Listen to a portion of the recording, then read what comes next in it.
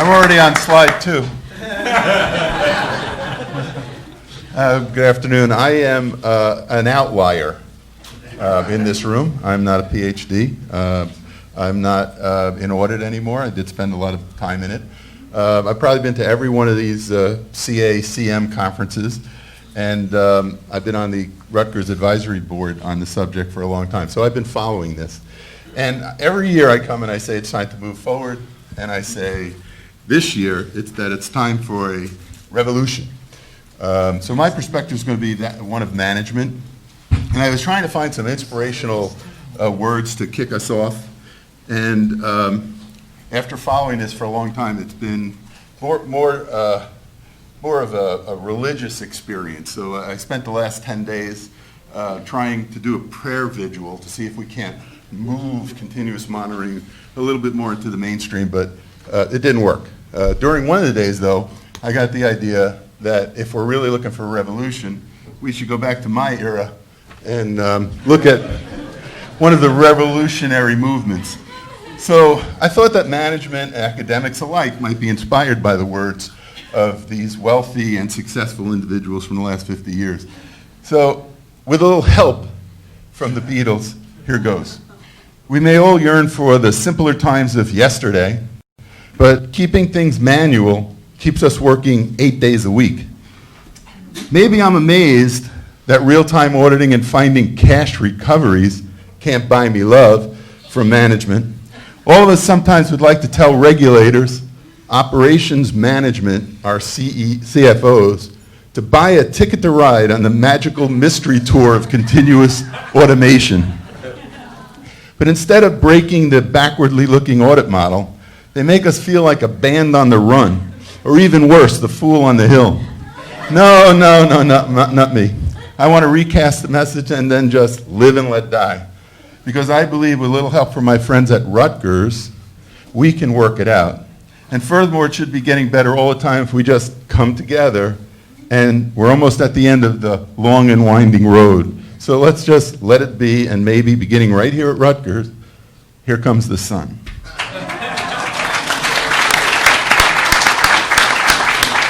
I guess my time's up. The applause came. Okay. Management people are not stupid. I mean, I'm one of them, so can't be. Automation, and we've heard it, and it's really hard late in the day to say anything new to all of you, but so computers, communication, surveillance devices, they're all around us. Monitoring is all around us. It's happening all over the place. I think we have an Orwellian interest in management. We may not like the pace. That's one of the central themes that we've heard here. But it's definitely all around us. I watch this movie every year. Apollo 13, they monitored the heck out of everything, right? Medical monitoring, what's going on with the ship. We didn't invent monitoring.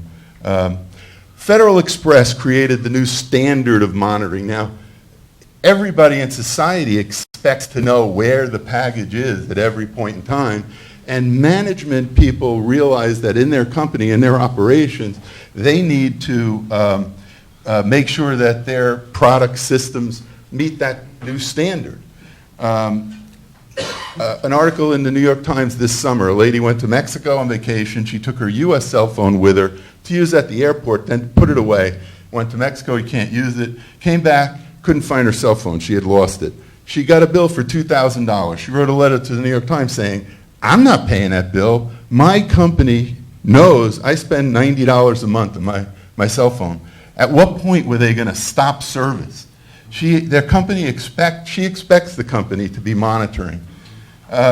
Retail, I was in the retail business. They're monitoring the weight of what you buy, right? Every place we look, there's monitoring. So I'm going to break it down, government, medical, and business, and then slide in assurance real fast because you already know about it.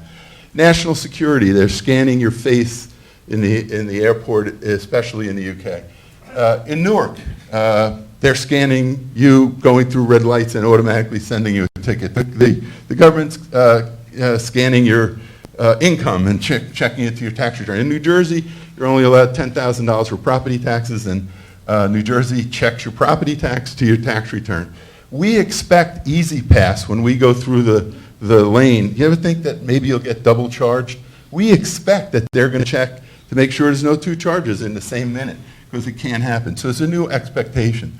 Medical monitoring, just one or two slides, because as we've delved more deeply into this monitoring space, if you do Google searches on continuous monitoring, you get a lot of glucose monitoring stuff. Patients with vital signs in emergency rooms monitoring. But as just a recent article came out, written by the CEO of Infogix, about in spite of all the monitoring of the patient, they're not monitoring the claims as carefully. This summer, well, beginning of summer, May 10th, Forbes, Medicare processed $480 billion worth of claims, medical claims, and there's about a 10% questionable or error rate. The private insurance companies process about $600 billion, and there's only 1.5% error rate, because as it says in the Forbes article, the difference is the government agents go after crooks if they see a pattern of abuse. They call it the pay and chase system, pay it first. This approach has created a bonanza for criminals who stay one step ahead of the agents. But when a claim comes into a private insurance company, they have to run a computer system which performs several routine checks, continuous monitoring.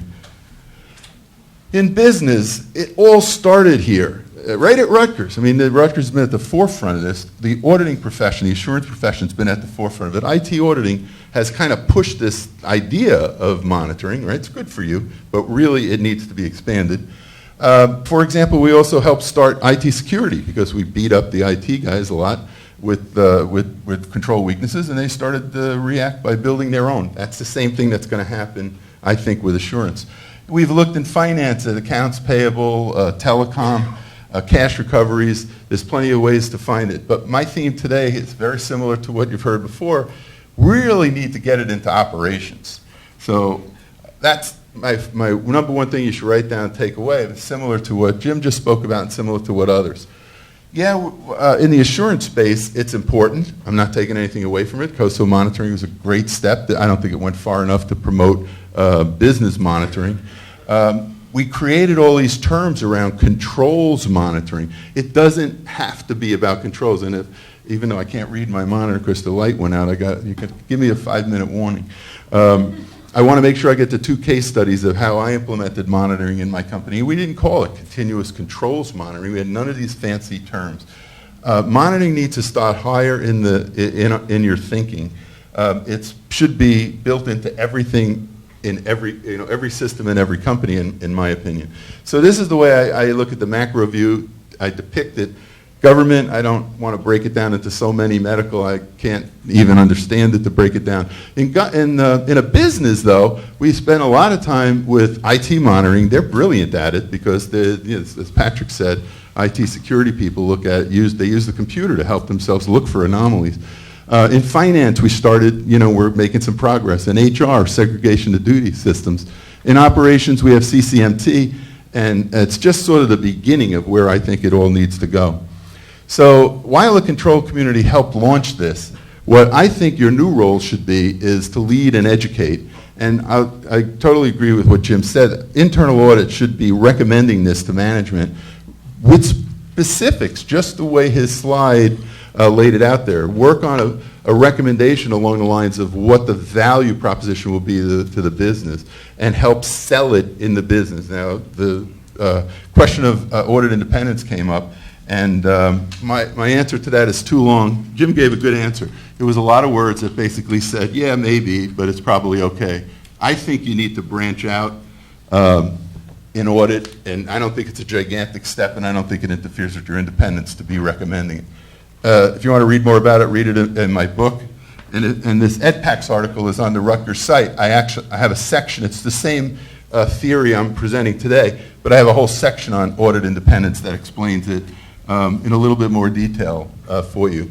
But I think the first takeaway, we should have more monitoring, automated monitoring in our systems in a company. Second takeaway is the new job of internal audit is to propose that to people. This slide is stolen from Miklos Vazarelli's presentation because it says the same thing. Basically, he lays out what's the difference between continuous auditing and what's the difference between continuous monitoring. And this is the section I'm saying that we need to focus on, and he used the perfect word. And so did Jim. Leverage leverage yourself. So instead of going out and auditing one thing and saying, oh, here's a mistake, you're changing the company. You can build in to the systems the ability to help improve and catch themselves. So we're leveraging auditing. In the EdPACS article, one of my favorite phrases is continuous monitoring is a business operational issue swirling around in auditing and accounting. So it's wonderful what you're doing, but let's kick it out into back into operation. I don't have time to go through this, but it was said before, we started, the methodology in my book on internal audit was, we started during the FCPA time when I was the chief audit executive. And that gave us a good push. SOX gave us a good push, but it stuck us in this little direction of going only after financial reporting or being too focused on financial reporting. I'm asking you to think more broadly. SOX also doubled the cost of auditing over time. I think as we all focus on COSO, and I spent a year or so on the board, we forget about this operations bucket.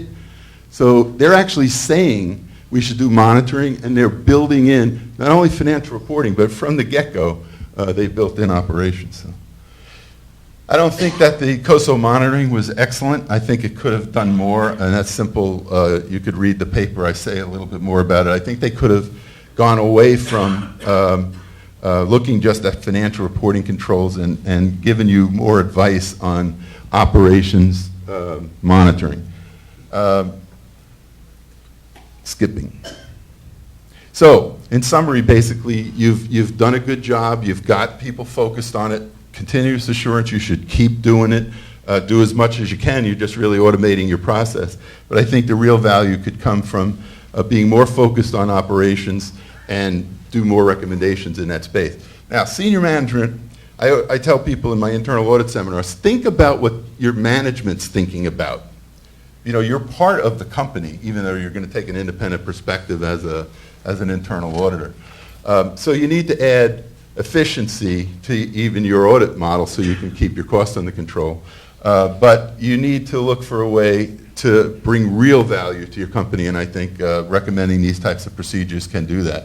Unfortunately, according to the Gartner report and surveys, the CFOs are not that focused on continuous monitoring.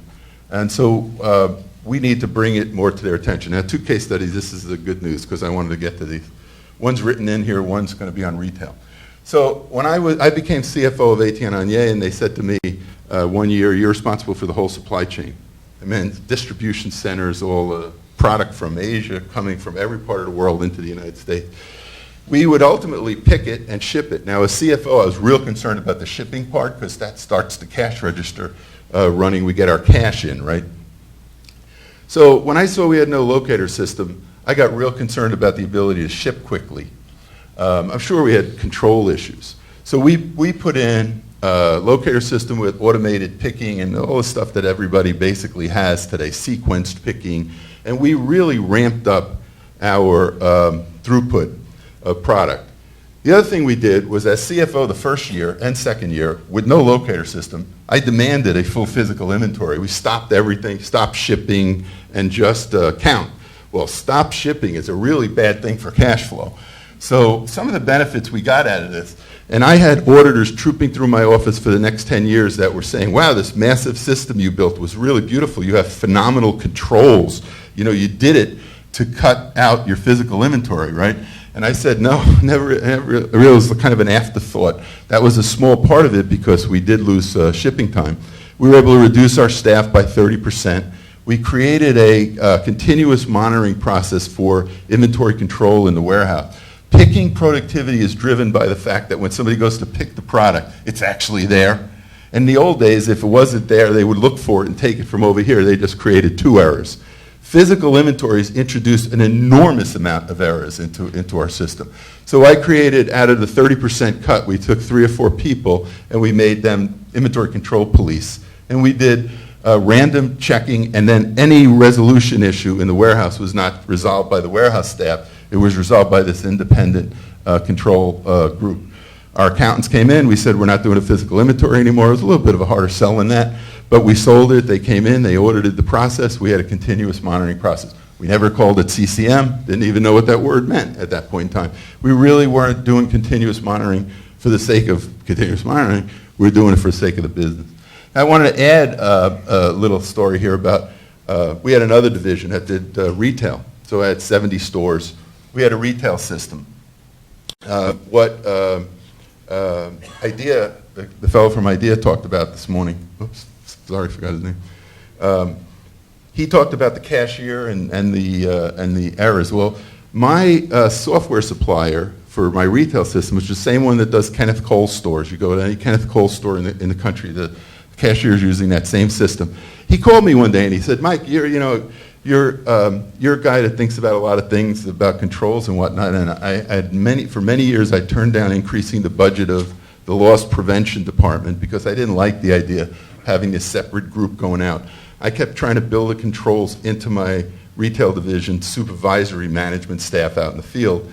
But when he called me one day and he goes, I'm thinking about going into this new business where we're going to take a feed of your cash register and look from your cash registers every day and look for anomalies. Because I thought you might find that interesting.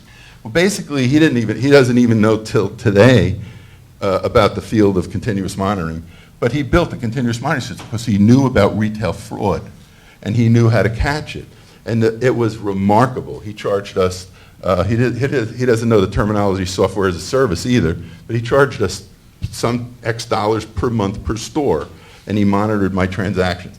Found 3 or 4 frauds in the first 6 months. It was absolutely, I could tell you, we don't have the time, but so he did things like, if there's a return, but there hasn't been a sale in 15 minutes, and there hasn't been a sale 15 minutes later, who's the customer that returned it? And he said, this just looks a little unusual, and we would investigate them. One after the other, his audit routines were better than internal audit could have been, because he's a retailer, software developer, building the system. So he built a continuous monitoring system. So management's aware of these things. They're very interested in them. They probably don't really want an auditor to come in and say, hey, this is what you should be doing. But if you start the ball rolling, as Jim said, it's as good as gold, and it's one of the major sources of getting into a company. The problem with CM implementation, there's a lot of them. There's no champion. There's no champion within the business. Maybe I was the unusual CFO who came out of an audit background, so I understood it. Finance is kind of into it, but they're afraid. I could give you case after case where we tee up a continuous monitoring concept in a company. The controller calls up his accounting firm. They say, oh, it's kind of immature, and he backs away. They're not used to capital investment, but your management is. The whole bit's what managements do. They take capital, they invest it in their process, they run the business, satisfy a customer, collect money. So don't be afraid to be proposing capital projects. And get in the flow of the business. That's a good thing for you to be doing, is understanding how to, I got 11 minutes left. This is working great. Well, I can use one of them to figure out how my alarm works. How do you keep it on? Okay, so operations people are even less aware of this until, they may be thinking about it, but they've been thinking about it as part of their process for maybe not losing any money, not losing any sales. Here's the issue of audit independence, which I'm not going to talk about. No, I think basically that you have to step out a little bit further as internal auditors. I was doing this in the 1980s, and literally people would get up and argue with me at Institute of Internal Auditors meetings and conferences. And I said, well, I don't think it's that big a leap. You're recommending that they consider adding some kind of control features to their system. What your job, and if you read my book, it says your job is to improve the control environment of the company. That's all. You don't have to do it all yourself, and you don't have to do it by finding where it breaks down. So I thought Jim's answer was very good. So the new generation of GRC people needs to be recommending this to operations. I said it already. It's a business operational issue swirling around in accounting and auditing. Get in the flow with your management. Innovate, reinvent, respond. I give a whole talk about that to internal auditors. Companies already got a huge investment in IT. You're only helping them leverage it by using that data that already exists and the processing that already exists, and maybe you got to get another server, but most likely it's connecting to a system that's already been paid for. So leverage that investment. What you get paid for and what you get promoted from is low-cost, high-imagination solutions. So recommending this one should be a winner. CM can produce a quick ROI because these companies that are out there, it's actually my next slide, all have something called secret sauce, right? So rather than reinvent it yourself, leverage the PhDs and engineers, and Patrick mentioned his backgrounds in engineering. When you get into these companies, all of them, they have each spent a lot of time trying to figure out those same anomalies I mentioned that my retail software vendor was trying to figure out. So, I don't have any favorites. ACCL's not on there. They should be. It's just a matter of space. But Infogix, Oversight, Approva, ACCL, Idea, Caseware, I love them all because they're all helping to address this problem. I usually use the quote from Patrick because I like what he said, finding the problem early in the system is what's really important. They come with all these bells and whistles, dashboards and all sorts of wonderful things, so why reinvent the wheel? Become part of the sponsorship of this in your company, and I want to talk about regulators for a minute. There's a lack of regulators' involvement, so focus down here. I spent in the last year, since I took the job as CEO of FEI, I got involved with the SEC, PCOB, FAA, SBO, the alphabet soup. And I asked them all, who's responsible for internal control? None of them are, really. It's defaulted to COSO, which is an association of associations. It's not the best place. And then who should be responsible for CM? Nobody right now. The problem is, and I talked to the chief accountant, chief auditor of the United States, they're busy. They're trying to help get set up, to manage their responsibility regulating accounting firms. They really can't go too far, and they don't have very good management experience. Most of them, they said it in panel number one. It's all guys from CPA firms that are in the PCAOB, and the PCAOB is all guys from CPA firms. They don't have the same vision of the management of the management issues in the company. So I'm almost at the end. Two more slides. This is one of my favorite pieces I got from Rutgers this year, and the leadership of Rutgers is just incredible. So there's this story about the standard setters in Australia, and they published this thing called Continuous Assurance of the Now Economy. When I saw the word now economy, I thought Miklos Vazarelli must have been talking to them, and that turns out, I didn't find out till yesterday that actually they got Miklos and Michael to work on this paper, so it came from Rutgers. But it proposes that we should replace the point-in-time auditing with continuous assurance. It's just brilliant. Yeah, we don't have copies for everybody. But if this was Oprah Winfrey, you'd all get a copy. And so when I read it, it just made me crazy. It's just all the stuff I wanted to read. I just started to read the executive summary. It's brilliant. It says we need to change the way we audit. It says that it's a little assurance focus for me, but that we should be looking at real-time data. And while it's still in its infancy, and this area, I guess this confirms that this area is still in its infancy because the regulators haven't turned their guns to it. But I'm so happy to see one group, because once one group, if Rutgers convinces Australia, it'll spread around the world, and it'll be a good thing. So closing thoughts. I've always said years ago, many years here, one of the biggest, happiest surprise for me is the private equity money that gets invested in companies like Oversight to bring you these products that are out there. This is not a public accounting issue.